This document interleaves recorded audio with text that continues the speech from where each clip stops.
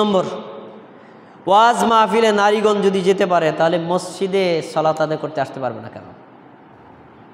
কি আপনি পোস্টারে দেখেন, নিচে লেখা আছে পর্দার সাথে মা বোনদের ওয়াজ শোনার ব্যবস্থা আছে কি নাই?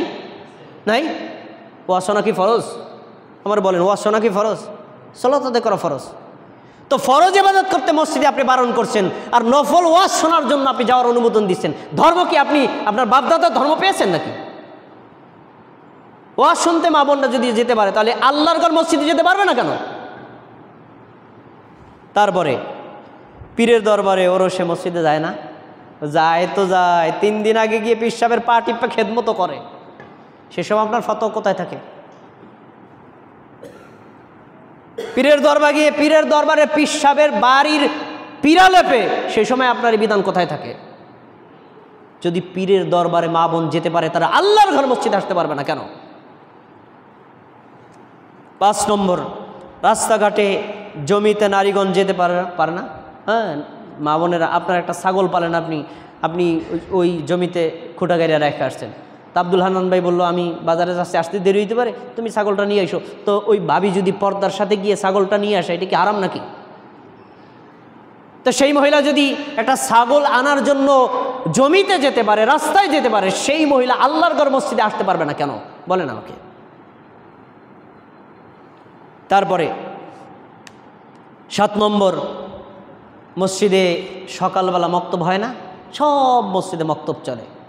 তো সেই মক্তবে ছেলেরা আসে, মেয়েরা কি আসে না? সবাইকে অপ্রাপ্ত বয়স্ক মেয়ে, একটু বড় মেয়েরা আসে না? তো ওই মেয়েটা যদি কোরআন শেখার জন্য, ধর্ম শেখার জন্য ইমাম সাহেবের পাশে মসজিদে এসে পড়ে যেতে পারে, তাহলে এই মেয়েটাই আবার সলাতের জন্য মসজিদে আসলে আপনি নিষেধ করেন কেন? বলেন। ফতোয়া 2 রকম হলো কেন? যদি হারাম হয় তাহলে এই মেয়ের জন্য মক্তবে আসাও তো হারাম। তাহলে মক্তবে যদি একজন কন্যা মসজিদে গিয়ে পড়তে পারে, দিন শিখতে পারে, কোরআন শিখতে পারে, ঠিক এই একই কন্যা আল্লাহর ঘর মসজিদে এসে সালাত আদায় করতে পারে। তারপরে নারীগণ যদি মসজিদে আসতে না পারে তাহলে মুসাফির নারী কি সালাত কাজা করবে? আচ্ছা, আমার কথা শোনেন। আপনি আপনার মাকে নিয়ে মাদারীপুর হাসপাতালে গেছেন,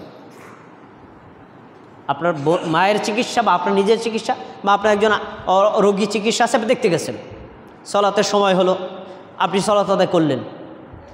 আপনার মা, আপনার বোন যে আপনার সাথে গেল, সে সলাত আদায় করলো না, গেলেন জোহরের সময়, আসরক্ত হয়ে গেল, মায়ের সলাতটা কাজা হলো। এখন কি সলাত কি কাজা করা জায়েজ আছে? তার সলাত আদায় করা লাগবে না? যদি মসজিদে ব্যবস্থা থাকতো, আপনি গিয়ে মসজিদের পুরুষদের স্থানে সালাত আদায় করতেন, আপনার মা আপনার বোনকে দিয়ে দেন, এখানে যাও, এখান দিয়ে তোমরা সালাত আদায় করে আসো, সালাতটা জায়েজ হয়ে যেত। বাস অক্তমতো সালাতটা আদায় করে ফেলতো। সালাত যেখানে কাজা করে হারাম করছে সেখানে আপনার ফতোয়া নাই, আর আল্লাহর ঘরে গিয়ে আপনার মা বোন সালাত আদায় করবে, আল্লাহর ইবাদত করবে, আপনি নিষেধাজ্ঞা দেওয়ার কে? সব শেষ, শোনেন। রাজনীতি, মিছিল মিটিং, মানববন্ধন ইত্যাদিতে নারীরা থাকে তো থাকে, সবার পুরুষের সামনে থাকে। হ্যাঁ, সে সময় ক্যামেরাম্যান ছবি তুলে দেখায়, হ্যাঁ, ভিডিও করে দেখায়, আপনি নিজের চোখে দেখেন, এই যে মা দেখেন পুরুষরা পিছনে মহিলাদেরকে সামনে দিচ্ছে, সে সময় আপনার ফতোয়া কোথায় থাকে? হারাম হারাম ফতোয়া মারেন, তখন আপনার ফতোয়া কোথায় থাকে? তো যদি মিছিল মিটিংয়ে একজন মা বোন ওপেন সামনে থাকতে পারে, আল্লাহর ঘরে সালাত করতে আসতে পারবে না কেন? এই জন্য ফতোয়া দেওয়ার আগে একটি চিন্তা করতে হবে, এই ফতোয়া টিকবে নাকি বাতিল হবে। এই যে বেস্তেজিওর কিতাব আছে না, মানুষ তো কোরআনের চাইতে এটিকে বেশি মূল্যায়ন করে। আল্লাহ, বেস্তেজিওরের ফতোয়া, এটা কোনোদিন উল্টানো যাবে না। কিন্তু দেখেন বেস্তেজিওরের ফতোয়া, একজন মা যদি তার বিবাহ হয়, তার স্বামী যদি হারিয়ে যায়, তাকে 90 বছর অপেক্ষা করতে হবে। 90 বছর পরে সে অন্য জায়গায় বিয়ে বসতে পারবে, এর আগে বিয়ে বসতে পারবে না। তা আপনার বোনকে বিয়ে দিচ্ছেন, মনে করেন মিয়া তার বয়স 10 বছর, 10 বছর বয়সে বিয়ে দিলেন, স্বামী পরের দিন হারাই গেছে, 90 বছর পর্যন্ত অপেক্ষা করছে, 100 বছর আপনার বোনের বয়স, আপনার বোনের বিয়ে করবে কেন? আমার বুঝান।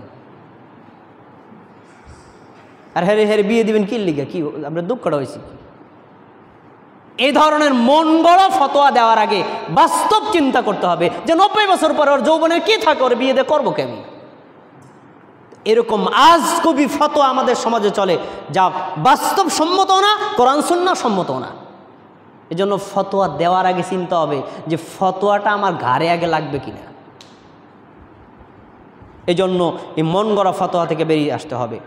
নারীগণ মসজিদে আসলে ফিতনা হবার কোনো প্রমাণ পৃথিবীতে নেই।